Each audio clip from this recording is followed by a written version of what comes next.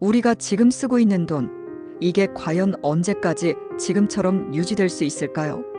사실 돈의 역사는 단순히 종이와 숫자의 문제가 아니라 국가 간의 힘과 전략이 만들어낸 결과물이에요.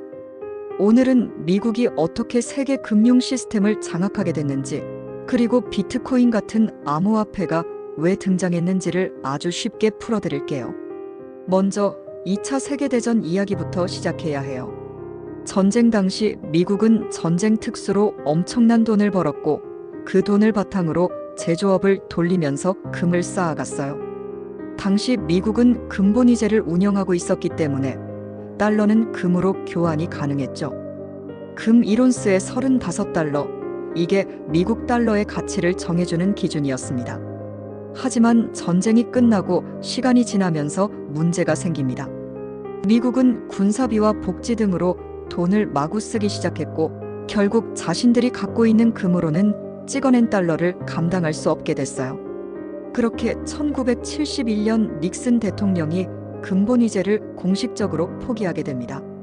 달러는 더 이상 금과 연결되지 않은 그냥 종이 돈이 된 거죠.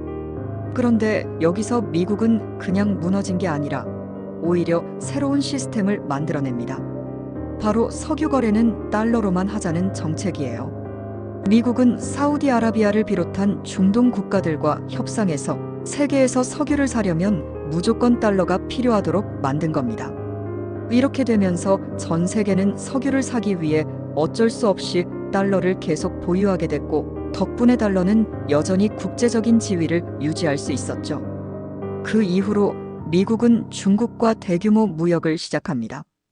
값싼 중국 제품을 수입하면서 미국은 대량 소비를 이어가고, 중국은 벌어들인 달러로 미국의 국채를 사들였어요.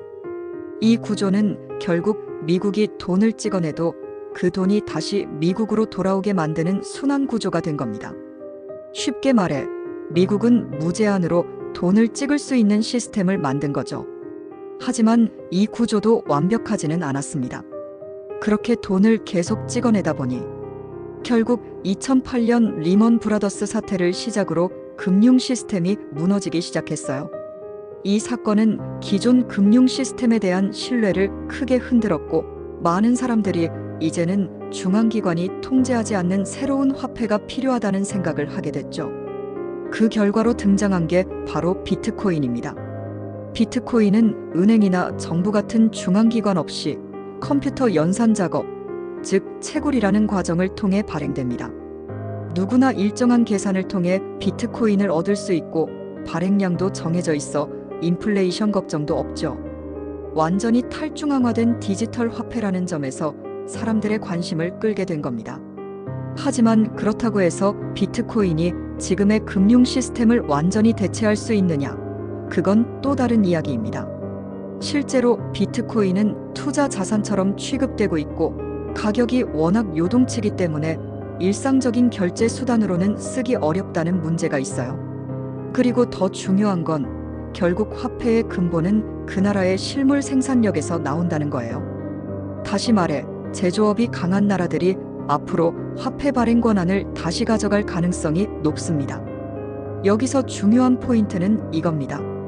현재는 연산, 즉 컴퓨터 계산을 통해 코인을 얻는 시대라면, 앞으로는 로봇이 실제 노동을 해서 코인을 벌어들이는 시대가 올 수도 있다는 거예요.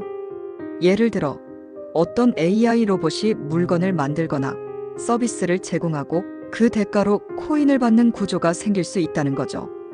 그렇게 되면 단순한 연산만으로 얻는 대부분의 코인들은 점점 의미가 없어질지도 모릅니다. 결국 비트코인을 제외한 대부분의 암호화폐는 사라지거나 무용지물이 될 수도 있다는 얘기예요. 지금 우리가 쓰는 돈, 그리고 미래의 화폐는 단순히 기술의 문제가 아니라 경제 구조와 국가의 힘, 그리고 인간 노동의 본질과 연결되어 있다는 점, 이걸 꼭 기억해야 합니다.